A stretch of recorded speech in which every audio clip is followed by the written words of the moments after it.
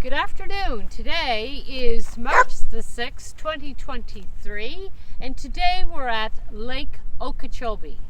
Lake Okeechobee is in southern Florida. It's the big lake that you can see on the map of Florida. It's right in the center. It measures about 35 miles long to about 25 or so miles wide. It is massive importance to their economy here. Surrounds the lake is agriculture of sugarcane,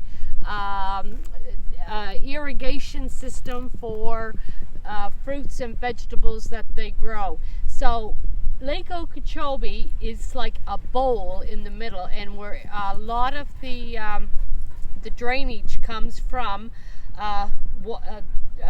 big hurricanes, big tropical storms. It all dumps into Lake Okeechobee.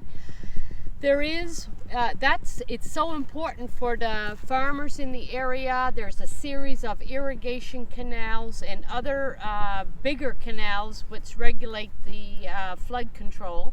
Department of Agriculture have huge investment here. They have a series of little canals that come off of Lake Okeechobee for irrigation purposes for farms. This also feeds, it's another important thing, it feeds into the Everglades. But the big thing about this lake, it's got algae blooms, which is causing devastating effects to the ocean, say over by Fort Pierce. It comes out around that area. It also dumps into the Everglades, and so when you have all this contamination from the agriculture industry using fertilizers, and these algae blooms just become explosive in these hot, sunny conditions. So we're going to take a look at, going to send the drone up and take a look at it from the sky, okay?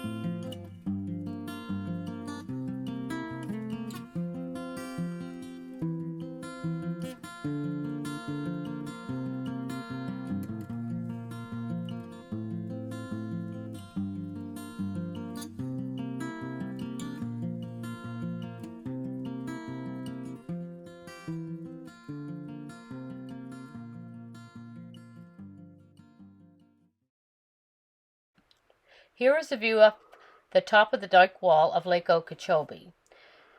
It is used also for cycling, walking, multiple uses for sport for the community that surrounds Lake Okeechobee. You can see in the distance that one of the major locks that allows the boats to enter and exit Lake Okeechobee and the sluice to control the flood zones that surround the lake. Hurricanes that cross Florida can dump up to a foot of water into the lake, which causes the dike wall to breach. Along with high winds, storm surges have wiped out communities around the lake. You can see in the background the flyover for the highway which crosses over St. Lucie Canal, which winds its way to the Atlantic Ocean at Port St. Lucie.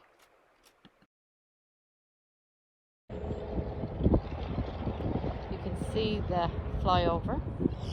You can also see in the edges of the canal how green it is. Apparently they're in a 6-week drought. There has not been a drop of rain in this area for weeks and weeks and weeks. And things are very, very dry. They're anxiously awaiting the wet season to arrive. Hear the birds. So their water supply inland here can get up again.